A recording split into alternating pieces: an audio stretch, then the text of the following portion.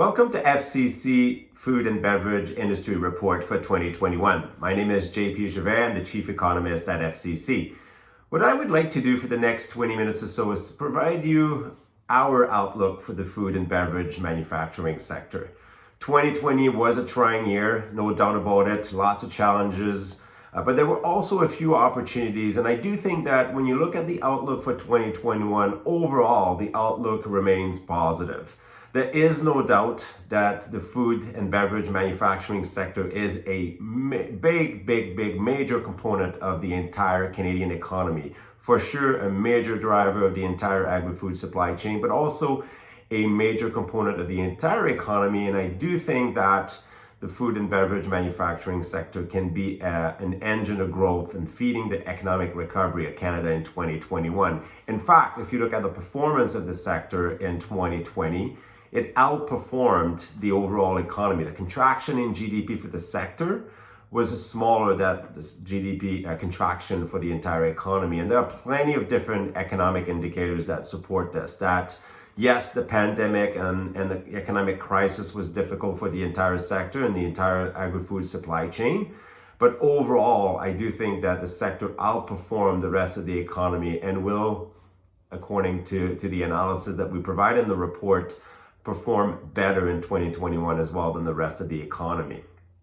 There are two main things that I believe are supporting the positive outlook, and both are related to the demand side of the equation, so to speak. So looking at the downstream level of the agri-food supply chain. So first of all, when you look at the overall domestic economy, there's a lot of support for the argument that there's quite a bit of a pent-up demand for the sector. If you look at savings of Canadians during the pandemic, savings skyrocketed in 2020. We've seen saving rates that we've never seen for a long time. And so Canadians do have a lot of disposable income. There's money on the sidelines that is ready to be spent. In fact, disposable income in 2020 went up by almost 9%. And from a credit standpoint as well, when you look at credit to disposable income, consumers are in a slightly better position than where they were at prior to the pandemic or prior to the crisis and that started in 2020.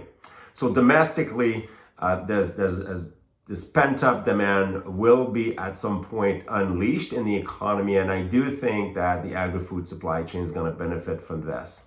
Now, if you look at foreign markets, there's also a very strong demand for food that Canadian businesses supply.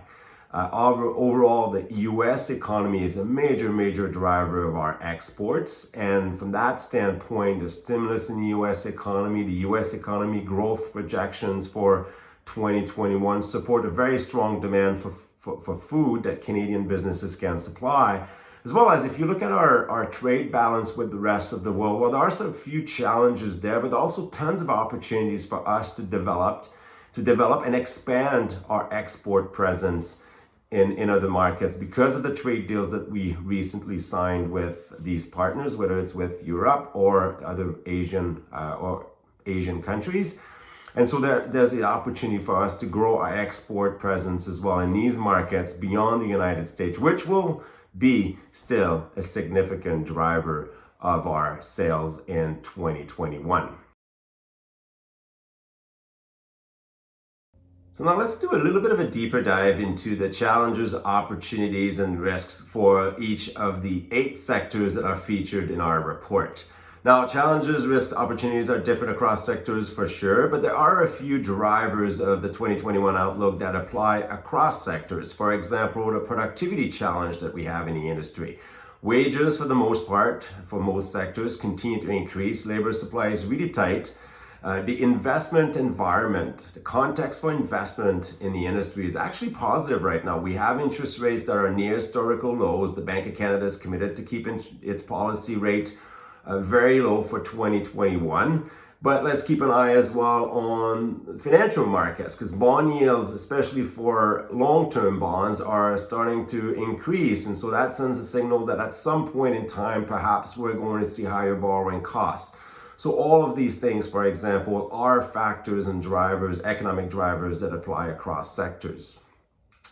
Let's start off with the meat manufacturing sector. Now, this is an industry that has been quite challenged in 2020 for a number of different reasons. There have been outbreaks of COVID within processing plants shutting down, the food service shut down as well, that has had a major impact on the demand that meat manufacturers we're seeing throughout the pandemic, right? The shift that we've seen from the food service towards grocery sales and so forth. So major disruptions. But overall, if you look at sales in 2020, they've been up by 2.9%. We're projecting an increase of 4.6% in 2021. Keep an eye on the situation in China with regards to African swine fever.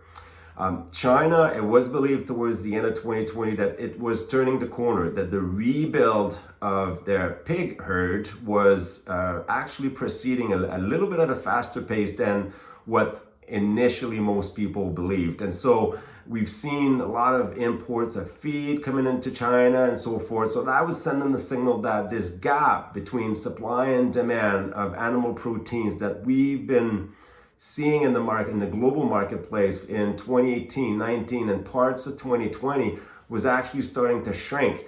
But the most recent data actually point out that this rebuild has been disrupted, that there's been a resurgence of cases of African swine fever in China. So keep an eye on this balance between global demand and supply, because that is likely to be a major driver in 2021.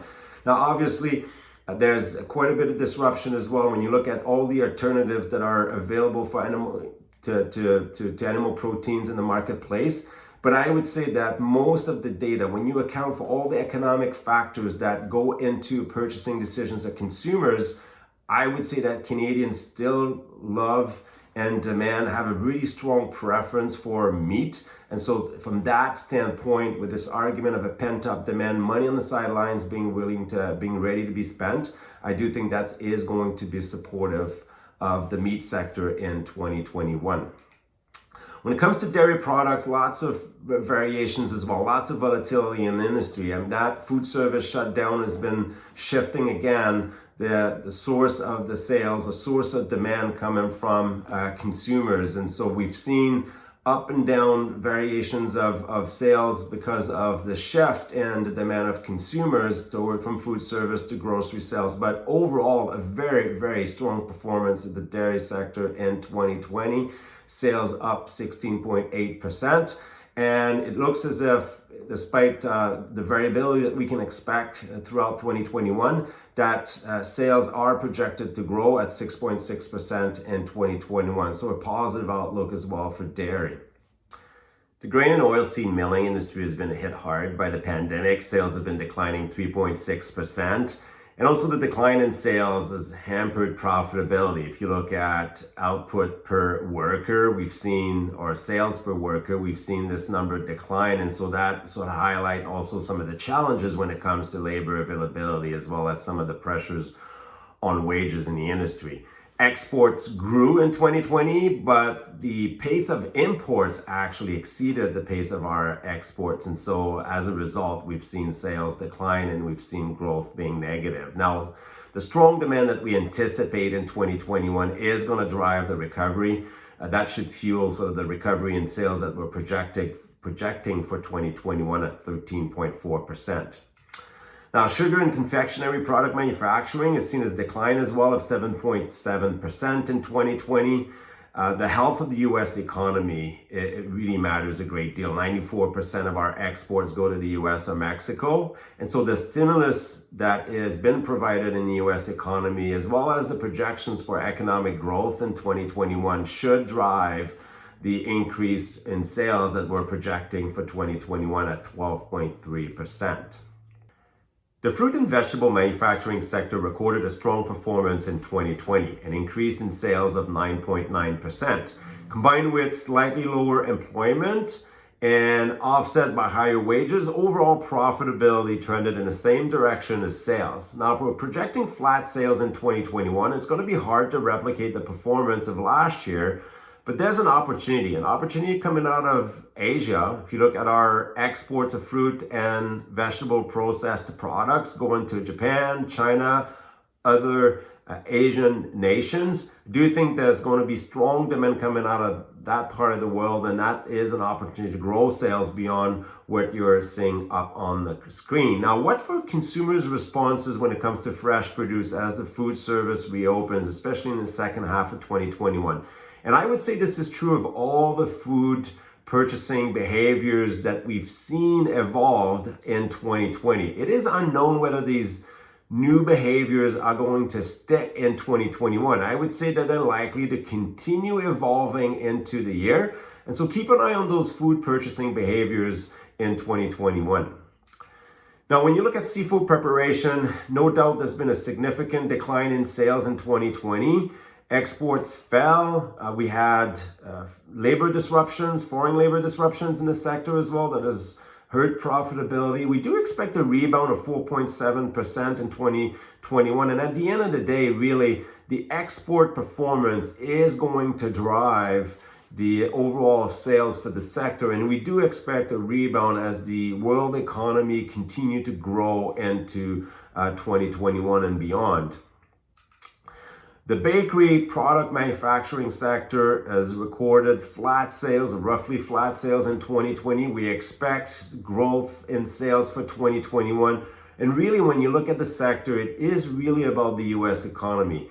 The US drives 97% of our exports. And so if the US economy records strong growth, as we expect it to be the case in 2021, I really do think that this is going to be driving our exports and driving our sales for the sector.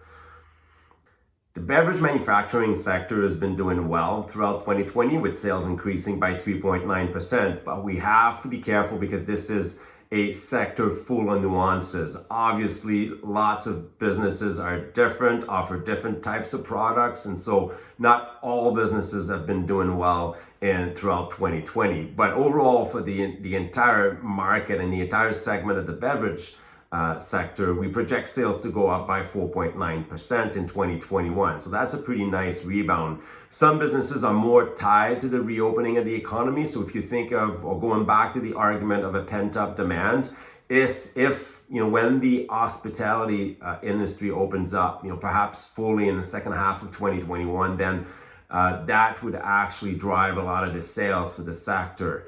Now, be also mindful of costs in 2021. They've been going up slightly in 2020, and we do expect some cost pressure, inflationary pressures in 2021 that will challenge slightly profitability in the year.